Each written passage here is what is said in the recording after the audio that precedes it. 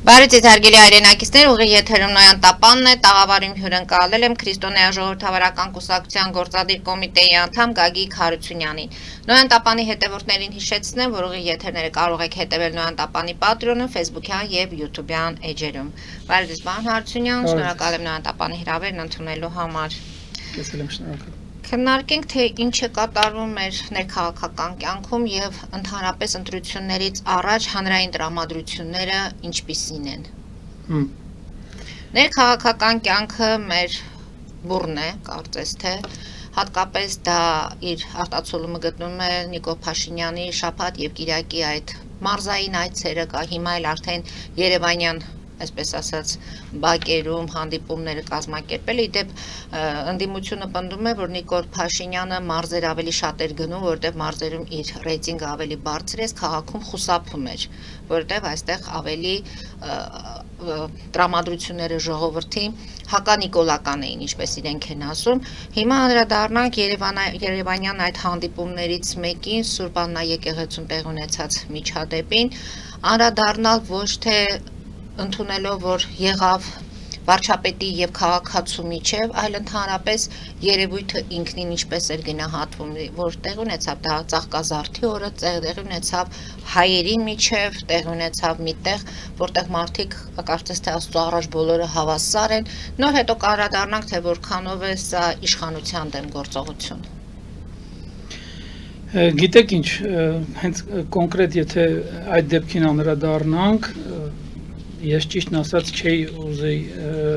մեկնաբանել շատ այդ դեպքը, Շատ չենք մեկնաբանի, քանի որ ինքը դեռ արդեն քրեական վարույթ է։ Շատ հպանցիկ եմ այդ ամեն ինչին վերաբերել, որովհետև ինքը իրանով շատ տհաճ միջադեպ է։ Տհաճ է երկու ստեկ, տհաճ է ընդհանրապես ու դա եւս մեկ անգամ ապացուցում է այն փաստը, որ մեր հասարակության մեջ ծայրահեղ բևեռներ են առաջացել կամ նպաստում են դրա առաջացման եւ ել ավելի զարգացմանը այդ աստիճան ատելություն անհանդուրժողականություն ես չեմ ընդունում ընդհանրապես առավել եւս եթե խոսքը գնում է եկեղեցու տարածքում նման միջադեպի թույլ տալու հնարավորությանը բայց ինքը շատ խորքային բաներ ունի պատմությունը շատ ավելի խորքից է գալիս իրոք չեմ ցանկանա գնահատականներ տալ թե եւ վարչապետի արարքին եւ մնացածների արարքին հետաքննությունը ցույց կտա ով է սա հրահրված է միանշանակ հրահրված է ու ինքն իրենով շատ բացասական երևույթ է եւ անընդունելի հետևանքները ասում եք հրահրված է անչափահասներին հրահրում են այո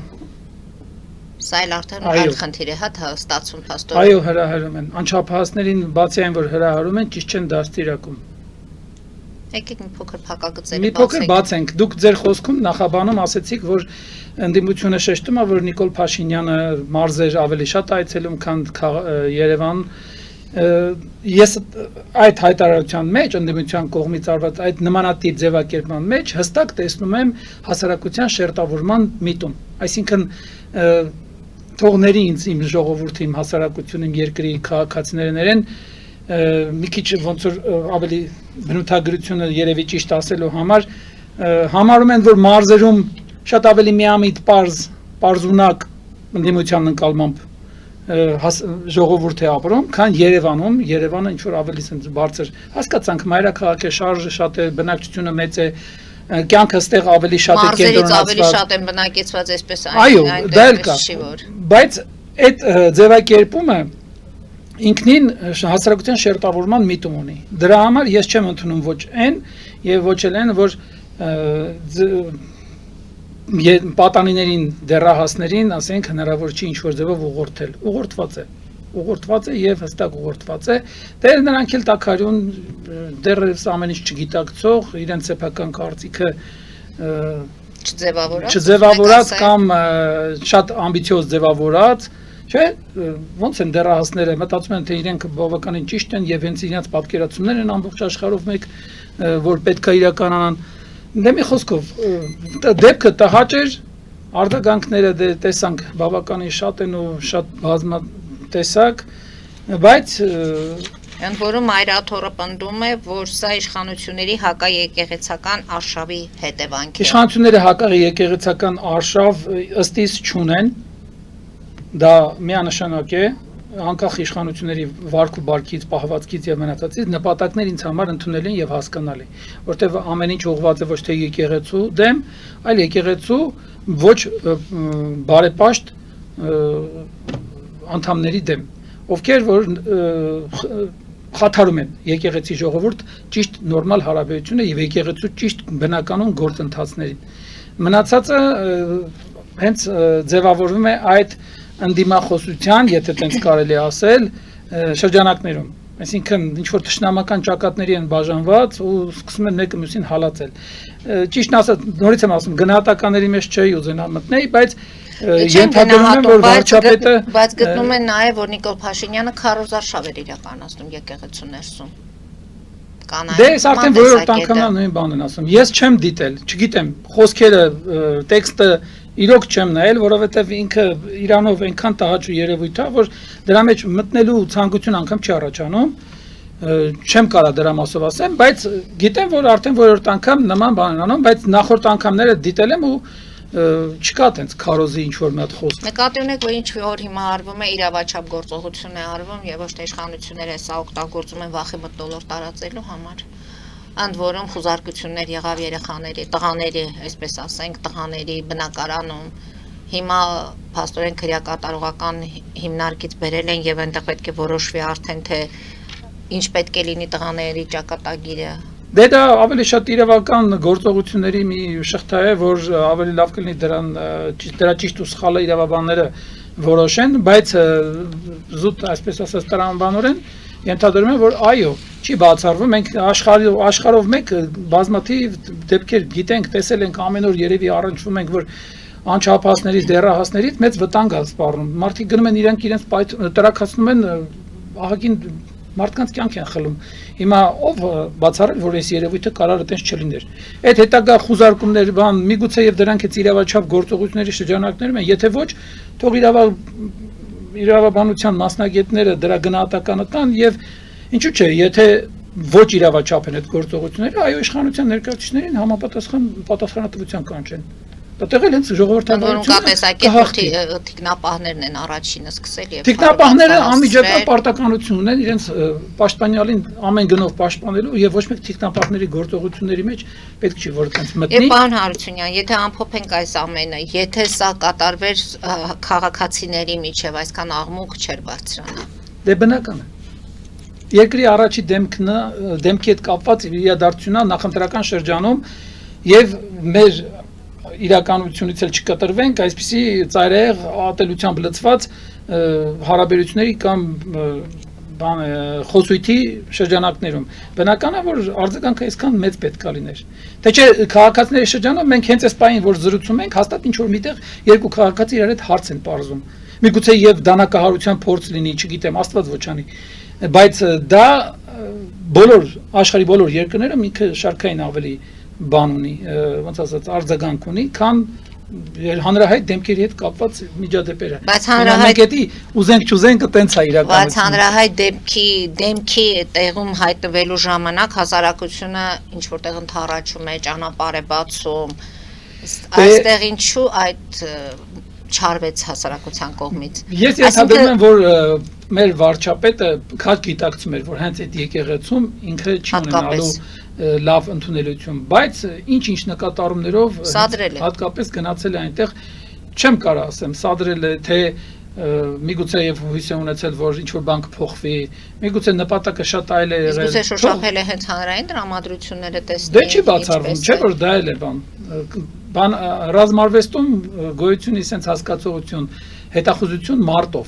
Այսինքն մի թեթև մարդ են կազմակերպում, դրանով հետախուզում են հակառակորդի ունակությունները։ Միգուցե վարչապետն էլ նման բանի դիմել չեմ կարող ասեմ։ Ամեն դեպքում ավարտը տեսնենք ինչպեսին կստացվի, իրավաբանները կտան այդ գնահատականը։ Բայց որ միջադեպի հետ կապված գնահատական պետք է տրվի եւ պետք է լինի պատասխանատվություն, դա միանշանակ է։ Այո, այդտեղ ձեզ հետ միանշանակ համաձայն եմ, ընդհանրապես ցանկացած երևույթ պետք է իր գնահատականը վերջնական ստանա ու ոչ մի բան պետք չի, որ ու այդտեղ արդեն կապ չունի ում հետ այդ դեպքը տեղի ունենում, պետք է լինի վերջնական իրավական գնահատական, որպեսզի կրկնությունները, եթե դրանք բացասական երևույթներ են, կանխվեն։ Իսկ անպատժելիությունը, լղոզված վերաբերմունքը, կիսապռատ մոտեցումները դրանք նորից նոր ավելի վատ միջադեպերի ստեղծման հնարավորություն են տալիս ու անպատժելիության մթնոլորտ են ստեղծում։ Դե քանի որ ամեն դեպքում այդ իրադարձության հետ կապված զարգացումներին մենք կհետևենք, քանի որ խոսեցինք իրավապահ համակարգից եւ ընտրություններից, ընտրակաշարք են տվել աշխատավարձի տեսքով։ Սա էլ իրավապահների ուշադրության կենտրոնում մի նոր դեպք ուժեղ Հայաստան։ Դե գիտեք, դա Հայաստանի հասարակության համար նորություն չի, չնայած վերջին երկու ընտրություններում, այսինքն հեղափոխությունից հետո մեծ հաշվով հանգիստ ինչ-որ մի հատ մթնոլորտ կար այդ առումով, որովհետև մեծամասամբ վերահսկվում էր ամեն ինչը ճիշտ ուղով էր գնում եւ ընտրությունները իրանք իրանցով լինում են արդար, բայց այնպես չի, որ այդ ընտրությունների ժամանակ եւս այդ ընտրակաշարքը չի աշխատել։ Հիմա ուղղակի խաղադրույքը շատ է մեծացել, մեթոդներն ու մեխանիզմներն են ինչ-որ ձևով փոփոխվել, նոր տեխնոլոգիաներ են մտցնում, նոր մոտեցումներ են ցուցաբերում, որպեսզի շատ ավելի քիչ խոցելի լինեն իբր կամ ավելի քիչ հայտնվեն իրավապահների տեսադաշտում, բայց միևնույն է, այդ ուժերը, որոնք որ ընտրակաշարքների սիրահար են, իրենք ոչ մի կերպ չեն կարող քողարկել իրենց ընտրակաշարք բաժանելու երևույթը, որովհետև դա իրենց ամեն մի քայլից, ամեն մի խոսքից երևում է։ Ու մենք տասնյակ տարիներով ենք փորձված ու գիտենք, որ դա այդպես է։ Ամեն դեպքում ձայնագրությունները կան, դեռ դրանք ապացուցելը պետք է սպասենք սա էլ վերջնական արդյունքին, բայց այն, որ հանրության մեջ էլ կա այդ ընտրակաշարքը վերցնելու միտումը,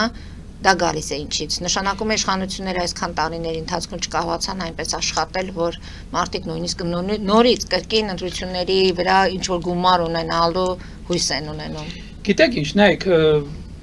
համաձայն եմ ձեր հետ, բայց հանրություն, մի ամբողջ ժողովուրդ, այսպես ասած, դաստիարակել, աշխարհայացքի փոփոխություն անել, ինչը որ հիմա մեր վարչապետը եւ իր թիմը փորձում են անեն, դա շատ անշնորհակալ եւ շատ բարդ ու ծանր աշխատանք է եւ դրա համար տասնյակ տարիներ են հարկավոր, եթե ոչ ավել։ Դրան պետք է անմիջական իր ամբողջ ռեսուրսով մասնակցություն ունենա ամբողջ պետությունը, պետական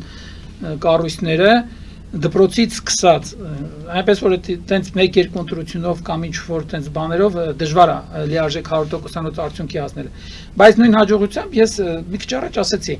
ինչու են ավելացրել կաշառքի չափերը, չէ՞ որ աշխատավարձը դա 5000 չի, 10000 չի, անգամ 20-30 հազար չի, չէ՞։ 120-150 հազար։ Որովհետև այժմ արդեն նախքին 5-10 հազարներով հարց չի լուծվելու։ Հիմա այն խոսակցականում sense մոտեցում կա, չէ՞, ասում են, այն ինչ չի կարող անել փողը, կարող անել շատ փողը։ Հիմա փորձում են շատ փողով անեն այդ ամեն ինչը, բայց համոզված եմ, որ էլի չի ստացվելու այն աստիճան, ինչ աստիճան, որ իրանք են սպասում, ծախսերը կլինեն, արդյունքը կլինի ոչ adekvat, դրան ոչ համապատասխան։ Բայց ամեն դեպքում սրանք երևույթներ են, որոնց պետք է ամենայն խստությամբ անդրադառնա իրավապահ համակարգը եւ ամենախիստ պատիժը պետք է սահմանել ու իրականում փաստերով ապացուցելու պարագայում տալ այն մարդկանց կառույցներին, որոնք զբաղվում են նմանատիպ 5 ան ձերբակալված է այս Դե 5 այդ 5-ը կարող է լինել 500 օրինակ նորմալ կլիներ Հայաստանի պայմաններում այսինքն առայժմ 5-ին են կարողացել բացահայտել ես այդպես կասեի Սա էլ կհետևենք հիմա հասկանանք թե ընդհանրապես ներքաղաքական կյանքում ովքեր են ակտիվ նախկին նախագահներն են ակտիվ եւ Նիկոլ Փաշինյանը չգիտես թե ինչու նրանց ամեն մի հայտարարությանը հակընդեմ պատասխանում է ոչ ուղղակի իմաստով բայց պարզապես ուզում եմ հասկանալ մյուս ուժերին Նիկոլ Փաշինյանը չի նկատում ինչու է հենց հատկապես ինչպես ինքն է ասում պատերազմի եռագլուխ կուսակցությանը այդպես ուշադրություն դարձնում եւ նույնիսկ երեք հայտարարություն տարածվեց հենց իր տեսանյութով որ այդ երագլուխ կուսակցության պնդումը ցինիկ սուտեղը պատերազմի մասին, պատերազմի եւ խաղաղության, վարչապետը անդրադարձավ խաղաղության պատկերացումներին, մատնանշեց, որ այդ կուսակցությունը, որը պնդում է, որ հիմա խաղաղությունը եղել է դեռ 2018-ից առաջ, այդ խաղաղությունը այդպես խաղաղություն չի եղել, մի խոսքը մանրամասնեց եւ ի վերջո արդյունքում այն էր, որ 94 թվականից հետո ունեցել ենք պատերազմի հետաձգում եւ ոչ թե խաղաղություն։ Այդ խաղաղությունը հենց հիմա է հաստատված խաղաղություն, որին գնում է ժողովուրդը եւ ժողովուրդը տեղ կկանգնի խաղաղությանը,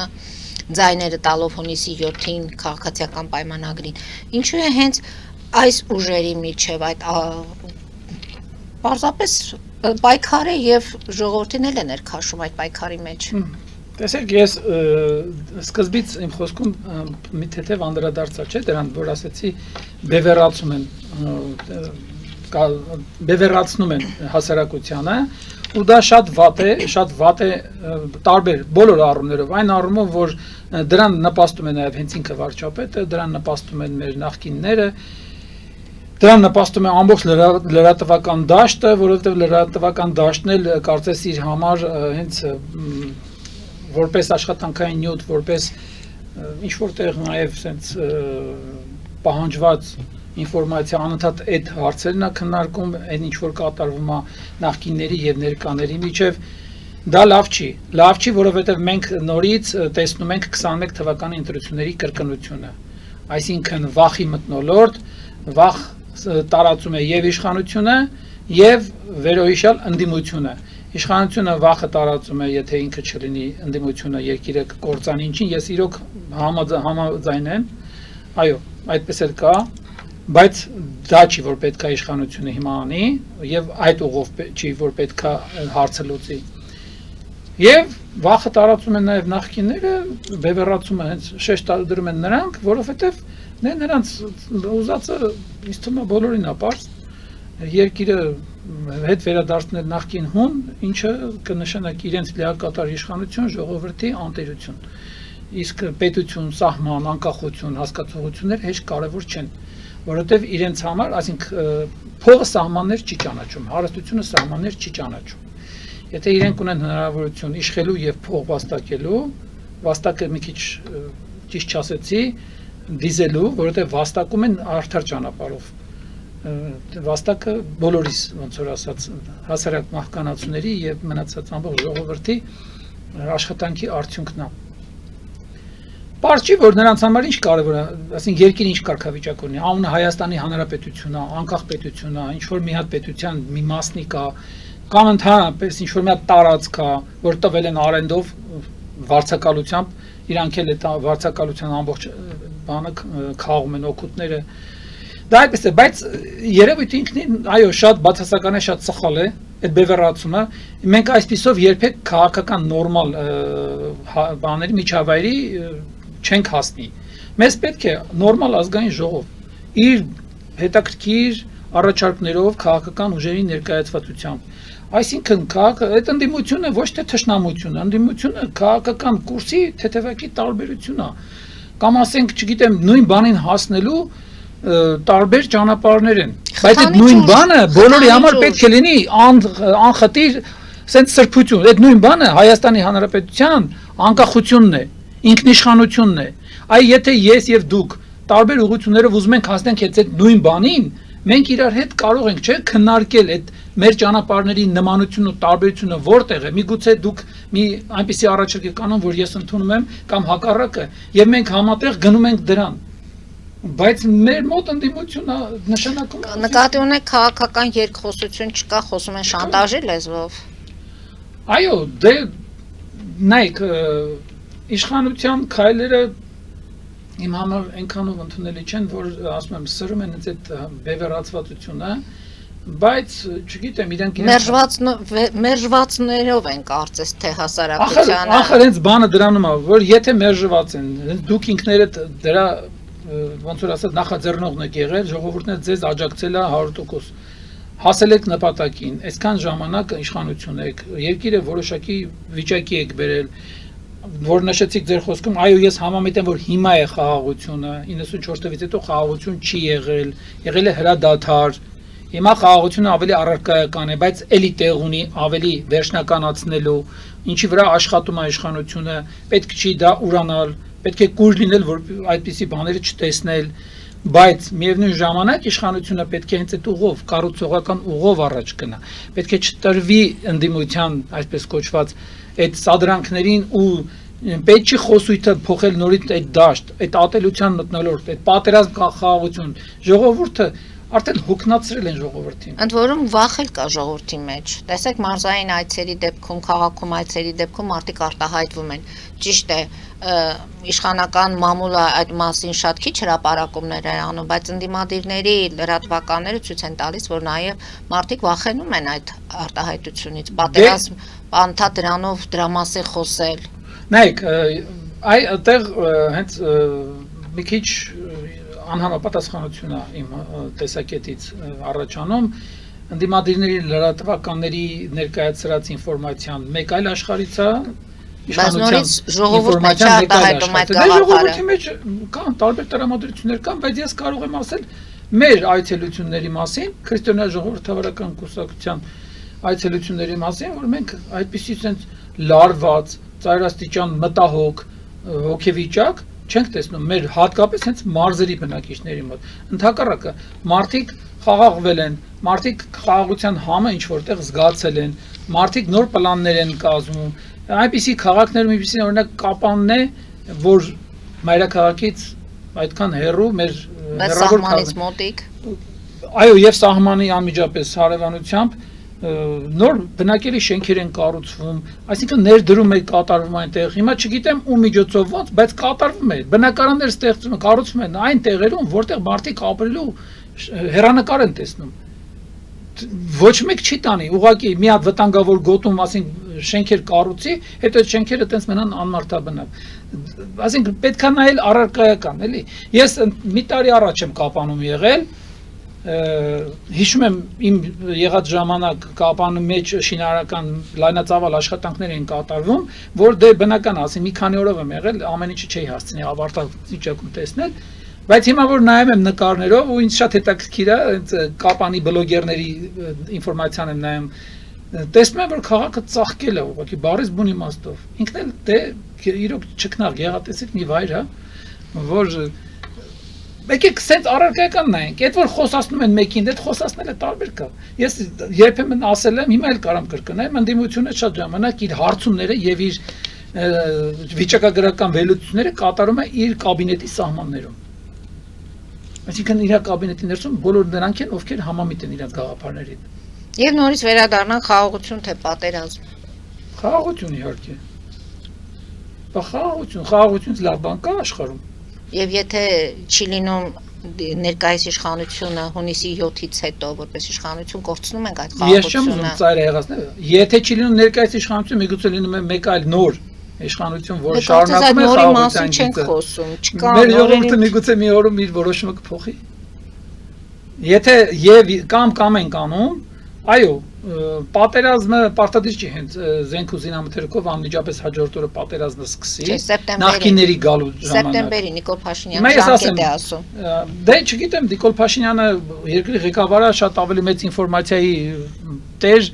միգուցե եւ ունի կոնկրետ ինֆորմացիա կամ կոնկրետ հաշվարկներ, չեմ ուզում մտնեմ այդ դաշտ, բայց ես իմ ենթադրությունը ասեմ, անգամ եթե մենք ոչ բարով նախկինների վերադարձ ունենանք ու պատերազմ ֆիզիկական այդպես առումով պատերազմ չունենանք, դա պատերազմից ավելի վատ վիճակ ենք ունենալու։ Այդ իրանց իշխանությունը բերելու է երկրի անկախության կորստի, բերելու է ինքնության վերացման, ինչի մասին որ իրանք են շատ խոսում։ Ամեն մի հարցում ինքնություն են բանանում, sense հանում ու սկսում թեված այդ խոսքը սկսում են բզկտել։ Ինչ ինքնություն, եթե դու անկախ պետության կողմ չես, էլ ինչ ինքնության մասին է խոսքը։ Այսինքն մեր տնտեսության ցանկությունը գիտեք որն է, որը որ դարերով է գալիս ինչ որ մասով է սովետական այդ ժամանակներից է գալիս, այդ լուծված այդ միութենական խզբզանքի պատճառով, որ մենք լինենք հայ, բայց ոչ պետության տեր։ Այսինքն մեր էությամբ, հիմա ոնց է Սփյուռքի համար, չէ, գաղութներ ունենանք հայկական, տարբեր տեղեր, տարբեր առումով։ Հայաստանում էլ դառնա գաղութ, հայեր են ապրում այստեղ, հայկական ինքնությամբ, բայց ոչ պետականությամբ։ Օրինակ ինձ նման ճակատագիրը ընդհանրապես դուր չի գալիս։ Եվ ինչպես պետք է կողմնորոշվել ձայնը ում տալ։ Պետք է Արդյոք այս ընթացքը հնարավորություն են տալիս հասարակությանը հետևություններ անելու։ Ես հասարակությանը այսպեսի մի հատ ուղերձ կհղեի, որ չվախենան այս բևեռացումից, իրոք անտեսեն ամեն ինչ, իրենց սեփական որոշումով, իրենց սեփական պատկերացումներով գնան ընտրությունների, այո, ասում եմ, կա վախ ընդդիմության վերադարձի պարագայում կորցնել Հայաստանի անկախությունը, բայց միևնույն ժամանակ պետք չի ամեն ինչը կապել ներկայիս իշխանությունների հետ եւ պետք չի այնպես անել, որ այդ վախը կամ լինի։ Մենք ունենք առողջ ուժեր քաղաքական, որոնք քիչ թե շատ պատրաստված մատուցել են իրենց տեսլականը, իրենց ծրագրերը, իրենց պատկերացումները, ուղղակի մեր ասում եմ լրատվական դաշտը այս ընդհանրապես եթե մեդիան սոցիալական ցանցերն չլինեն, երևի այս ուժերը ընդհանրապես հնարավորություն չունենան իրենց գաղափարները մարդկանց ներկայացնելու, ինչը շատ վատ է, բայց պետք են այլ ուժեր։ Թարմություն է պետք։ Նորմալ քաղաքական տրամաբանությամբ քաղաքական կուսակցություններ են պետք մեր ազգային ժողովին, որպեսզի այնտեղ քաղաքական խոսույթ զարգանա, քաղաքական հարաբերություններ զարգանան, որպեսզի իշխանությունը իրեն միանձնյա կառավարիչ չտեսնի, դա հիմա օրինակ իշխանությունը ասում է 65%, 63% սահմանադրական մեծամասնություն, դա լավ բանի չի բերելու, դա լավ բանի չի բերելու, դա լինելու է եւս մեկ կուսակցության մենաշնոր։ Նորից կգան իրենք կխոսեն, իրենք կքվեարկեն, ոչ մեկ չասի երբեք, որ ինչ որ մեկը այն աստիճանի սուրբ է, որ ինքը ամեն ինչ ճիշտ անում, միգուցե նպատակները ճիշտ կլինեն, բայց եթե չկա մեկ այլը, որ իր կարծիքը հայտնի եւ կարծիքների փոխանակման ժամանակ այդ ճշմարտությունը ապացուցվի, ուրեմն սխալվելու հավանականությունը մեծանալու է։ Ասածս ինչ է, որ ազգային ժողովում պետք է նորմալ քաղաքական ուժեր, որոնք ինչ որտեղ կհակառակվեն իշխանություններին, ինչ որտեղ կհամաձայնվեն եւ առողջ քննարկումների ժամանակ կստեղծվի այն իրականությունը, որ ել ավելի շատ ոնց որ ասած շերտերի պատկերացումները ներկայացնում։ Չէ որ ամեն դեպքում այն կուսակցությունը, որը որ կանցնի ազգային ժողով, ինքը իր հետևում ունի մարդկանց ընտրողների որոշակի թիվ։ Այսինքն ներկայացնում է այդ ընտրողների կարծիքը։ Դուրս գանք կարճատե գովազդային դադարի, որից հետո շարունակենք մեր զրույցը։ Հարգելի հայրենակիցներ, գովազդ, որից հետո կվերադառնանք տաղավար, հետևեք խնդրեմ։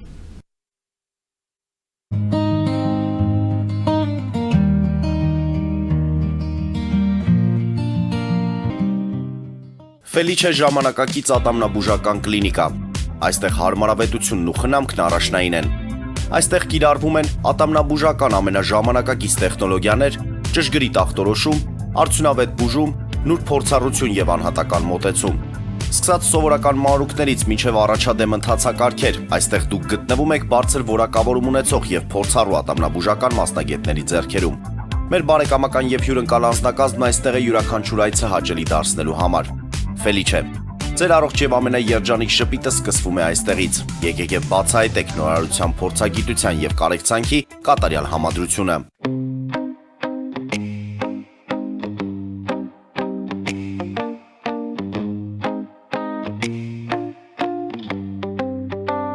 Երևանի եւ Զովունիի սահմանին գտնվող ալպիական թաղամասում սկսվել է 2, 3 եւ 4 սենյականոց բնակարանների նախնական ամրագրում։ Առաջարկում ենք նաեւ թաունհաուսներ արդեն պատրաստ եւ կառուցվող։ Բնակարանների արժեքները սկսվում են 50,000 ԱՄՆ դոլարից մինչև 140,000 ԱՄՆ դոլար, իսկ թաունհաուսներինը 160,000 ԱՄՆ դոլարից 170,000 ԱՄՆ դոլար։ Մանրամասների համար այցելեք մեր պաշտոնական կայք alpiakan.am կամ զանգահարեք +374 44 201 066։ Ամրագրում կարող եք կատարել մինչև ապրիլի 30-ը։ Ալպիական թաղամաս, ձեր նոր տունը հայրենիքում։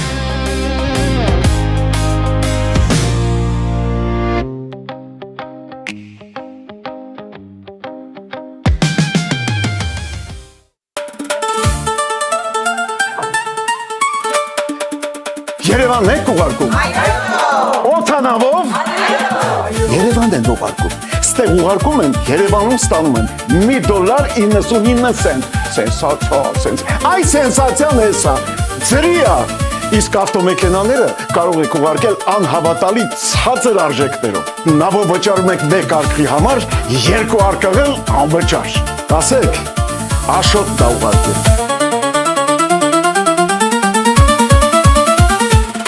Ապրիլի 1-ին ազգային տեխնիկային թատրոնում կկայանա հեղինակային երգի բարեգործական երեկո։ Այս անգամ երգանները հավաքվել են ի աջակցություն Հուսո տուն բարեգործական կենտրոն հիմնադրամի։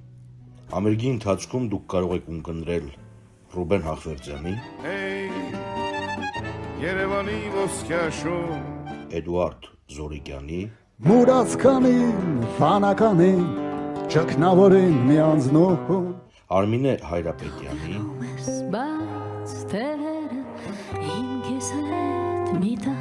Հայկ Պետրոսյանի, անցած օրեր, դարձած ուշեր, Գագիկ Շիբոյանի, Կյանքի ճամփով միշտ Արեգ Նազարյանի Սուտանկերը մարդից կորած իրական եւ Վախթանգ Հարությունյանի կատարումները Ժամանակին արեգակից չրակի լույս փոքրիկ վառը եւ ձեր մասնակցությամբ մաս կազմել այս կարևոր գործի։ Միասին կարող ենք անել ավելին։ Տոմսերը կարող եք ձեռք բերել Fast Ticket կայքից։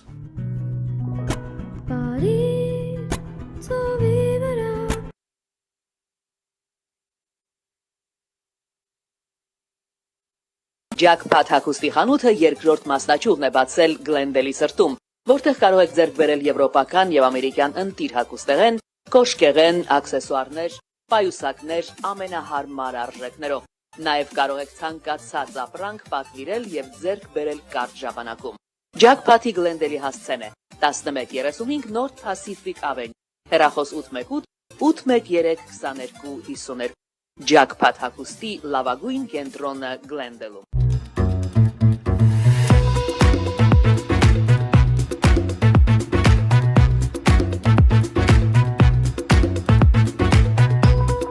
Արարատ ռեստորան, ընտանեկան եւ ընկերական ժամանցի լավագույն հասցե, սիրված արտիստներ, հյուրընկալ մթնոլորտ, հարուստ ճաշացան, անմահական խորտիկներ։ Արարատ ռեստորան, հասցեն անփոփոխ, սիրով սպասում ենք ձեզ։ Լավագույն պաղպաղակ, բնական, համեղ եւ մատչելի գներով պաղպաղակը կարող եք ձեռք բերել բոլոր հայկական խանութներում։ Պահանջեք հայկական պաղպաղակ, Թամարա պաղպաղակ։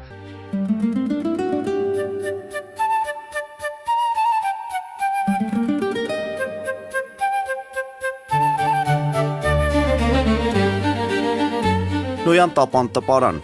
Նոյան տապան հրատարակչություն, շարվածքից մինչև տպագրում, զանգահարեք, գրեք, այցելեք, միասին պատրաստենք ձեր գիրքը, ամսագիրը կամ թերթը, որտեղ նշվելու է, տպագրված է Նոյան տապանում։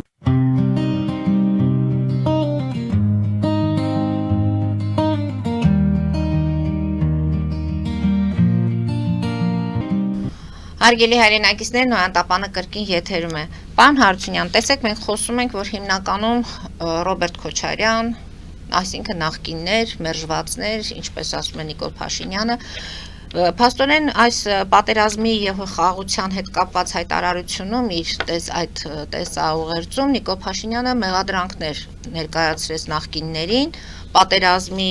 հետաձգման հետ կապված մեղավոր են մարդիկ, բայց այսօր այդ մեղադրանքներում հասցեին նա հնչեցնում է իրեն հակառակորդ փաստորեն ուժերն են, քաղաքական ուժերն են, հավակնում են ընտրություններին վարչապետի թեկնածուներ են։ Դե դա օբյեկտիվորեն է այդպես ստացվել, որովհետև իրոք Չէ, եթե մեղավոր էին մարդիկ, հազարավոր վիրավորների, այդ նույնիսկ ասում էին 94 թվականից հետո այդ սպանությունների հետ կապված սահմանային այդ միջադեպերի հետ կապված մեղադրանքներ են, մի շարք։ Գիտեք ինչ, ընդհանուր ժողովրդական մակարդակով բոլորս ինչ որ բաներ գիտենք, շատ բաներ գիտենք կամ շատ բաների ականատես ենք եղել, ուղղակի իրավաբանորեն այդ ամեն ինչը իրանց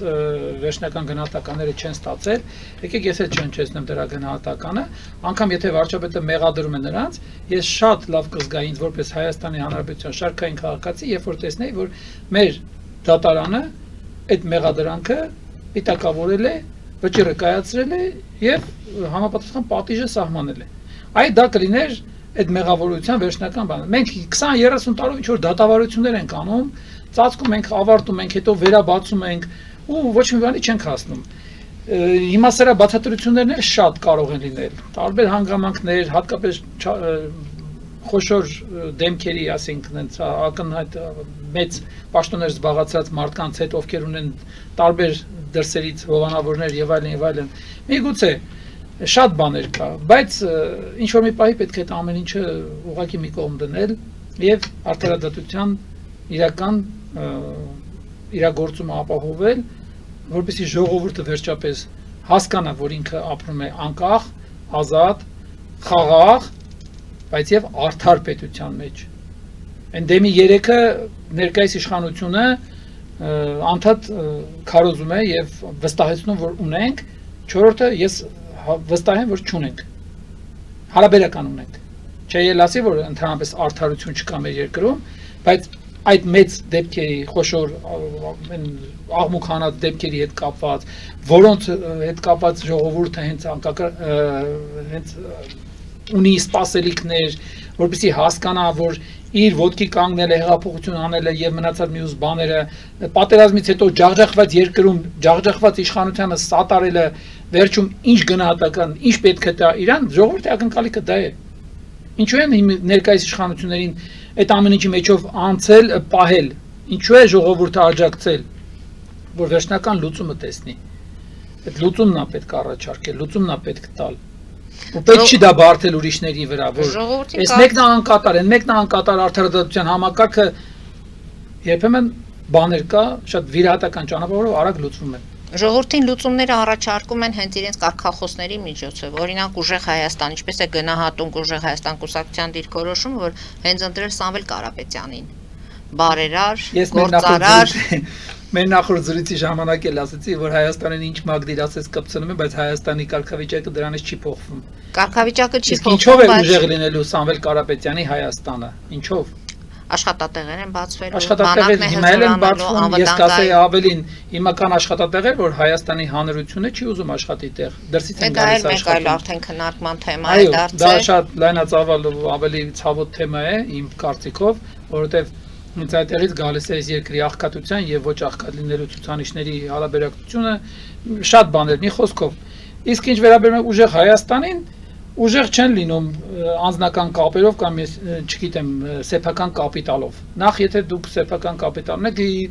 նախ սկսենք նրանից, որ Սամվել Կարապետյանը չի կարող լինել այս երկրի ղեկավար։ Եվ նրանք ձայները չեն տալու։ Չի կարող լինել Սամվել Կարապետյանը ֆիզիկապես եւ անձնապես։ Չի կարող, որովհետեւ Սամվել Կարապետյանի ոչ մի, այսպես ասած, կարգավիճակ չի համապատասխանում մեր օրենսդրությանը։ Իսկ եթե Սամվել Կարապետյանին աջակցող ամբողջ ուժը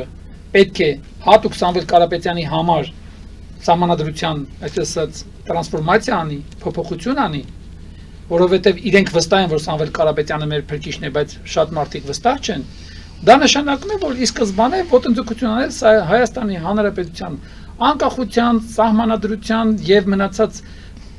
այս բարձրարժեք բաների վրա,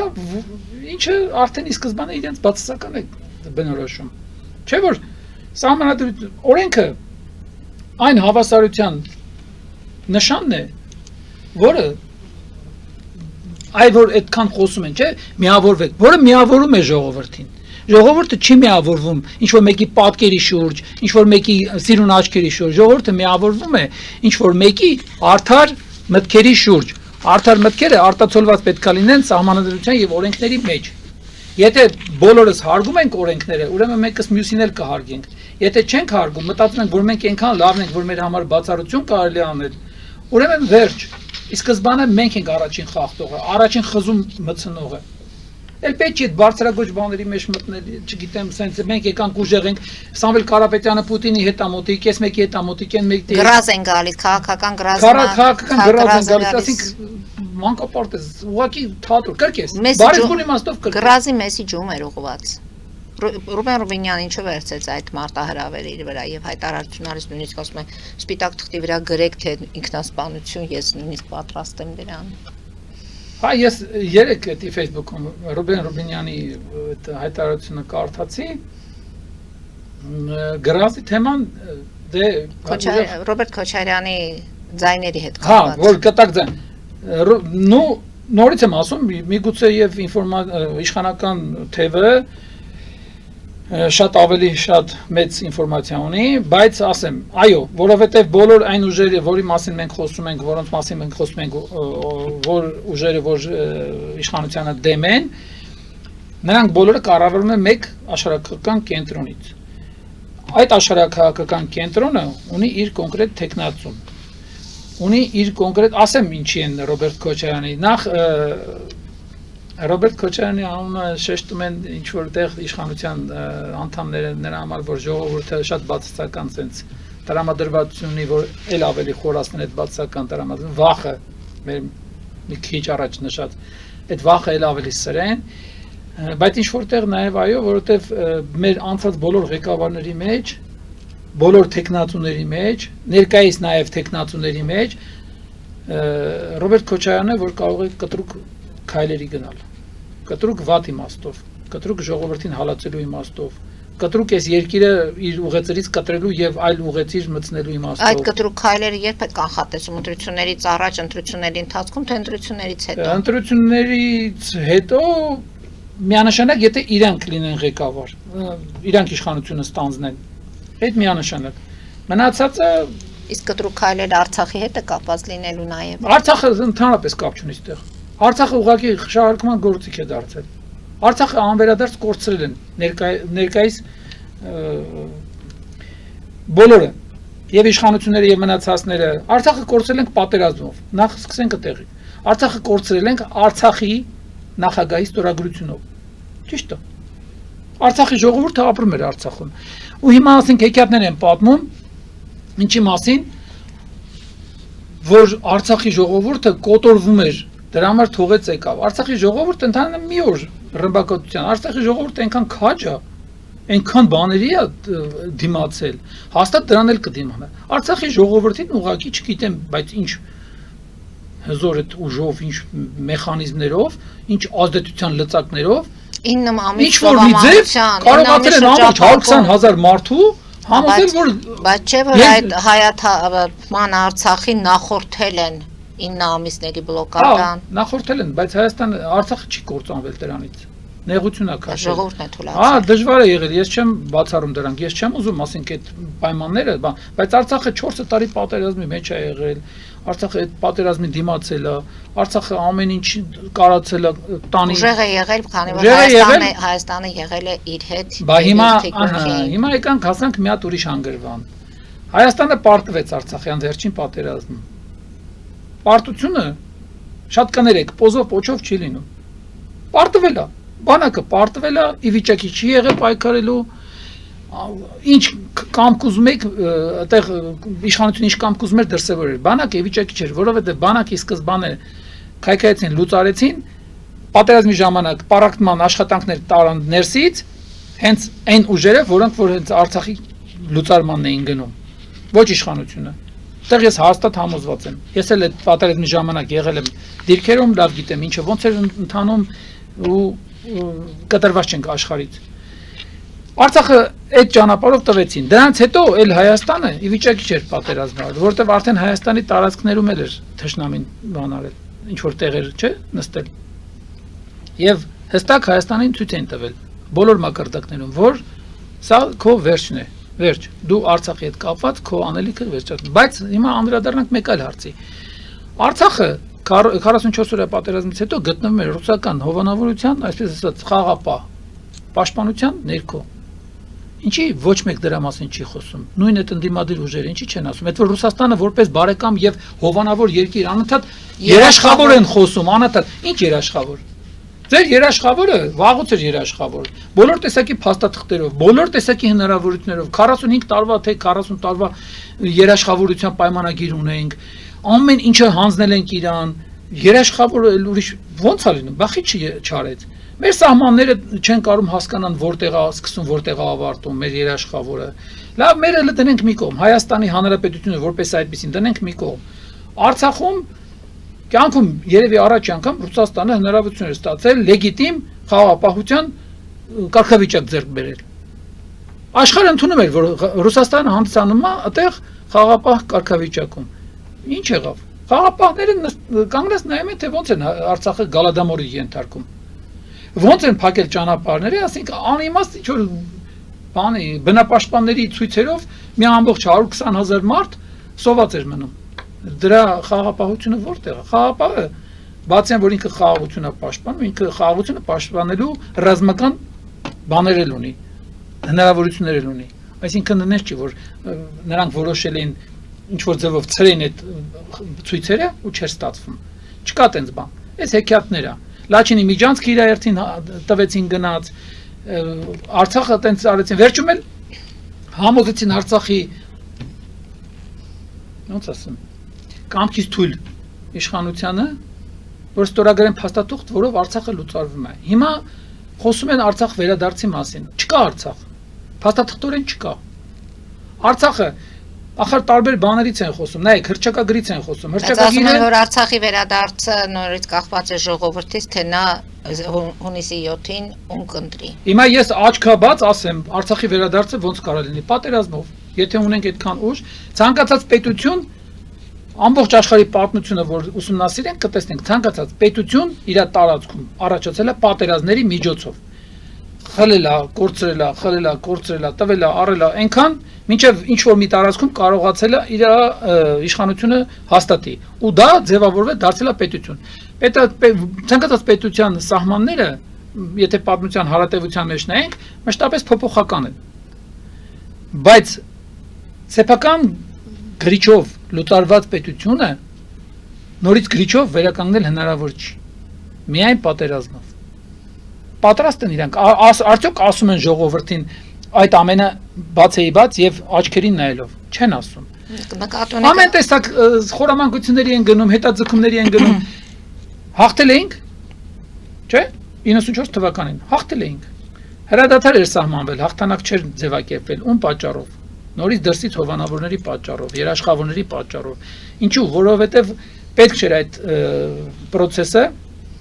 այդ հակամարտությունը վերջնական լուծման բերել։ Ինչու, որովհետև միջամտելու առիթ չէր լինելու։ Չէր լինելու առիթը։ Դա պետք էր ուղղակի կառավարել, որովհետև չկար վերջնական լուծված խնդիր, այսինքն խորհրդային միությունից անջատվել էին Հայաստան, Վրաստան, Ադրբեջան, նո Անդրկովկասի մասին ենք խոսում։ Հիմա պետք էր հետ բերել։ Ռուսաստանը այդ մի պահ որ թույլ էր, խորհրդային միության փլուզումը թույլ տվել։ Հետո նորից եկան այնպիսի ուժեր իշխանության, որ խորհրդային միության, այսպես ասած, բանով կարոտախտով տառապում էին։ Դե չնայած նաև դա իշխանության հարց է, տարածքներ ինչքան մեծ, այնքան հզորությունը մեծ, բաց այդ 15 հանրապետություն, 14 հանրապետություն անընդհատ աշխատել են Ռուսաստանի համար, անընդհատ ասենք Ռուսաստանի սահմաններն են ապահովել, չէ՞ որ դարձել են բուֆերային գոտիներ, Ռուսաստանին ոչ մի տեղից անմիջական մոտեցում այլ երկրները մեծ հաշվով չունեն։ Հիմա դրանք ուզեցել են ուզում էին վերականգնեն։ Իսկ այդ ժամանակ ինչ էր, Ադրբեջանը իր անկախ քաղաքականություն էր վարում, շփվում էր։ Միջև հիմա էլ Ադրբեջանը այդ առումով շատ ավելի օբյեկտիվ վիճակում է գտնվում։ Ինքը ում հետ որ իր շահը համապատասխանում է, նրա հետ շփվում է։ Ռուսաստանին մի օր վանում է, մի օր մոտեցնում, մյուսին սենտ, մյուսին նետ։ Այդ նորմալ է։ Իր երկրի շահերն են թելադրում անում են։ Հիմա խի հարցը չփակեցին, որպեսզի կարողանան եւ Հայաստանը եւ Ադրբեջանը հետ բերեն այդ հարցի լուծման ճանապարհով։ Մեկին մի բան խոստանան, հետ բերեն, մյուսը խոստանան, նորից հետ բերեն, բայց մեծ հաշվով այդ կոնֆլիկտը նորից անթեղվելու էր մնար։ Ինչպես եղել է 21 թվականից հետո, որ Ղարաբաղն ու Նախիջևանը մցրեցին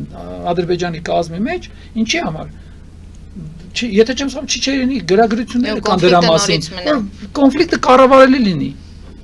Հիմա եթե ամփոփենք այս ներքաղաքական կյանքում տեղի ունեցող իրադարձությունները, ինչպես է գնահատում, արդար է ամեն ինչ, ազնիվ է ամեն ինչ։ Ոչ։ Ազնիվ չի, որովհետև ինֆորմացիայի մեծամասնությունը երկուստեք երբեմն շատ ու քիչ հարաբերություններով տրվում է, այսինքն այսպես ասեմ, ընդդիմությունը իր ամբողջ նարատիվներով, իր ինֆորմացիաներով, իր քարոզ արշավով, որը արդեն համարում ենք սկսած,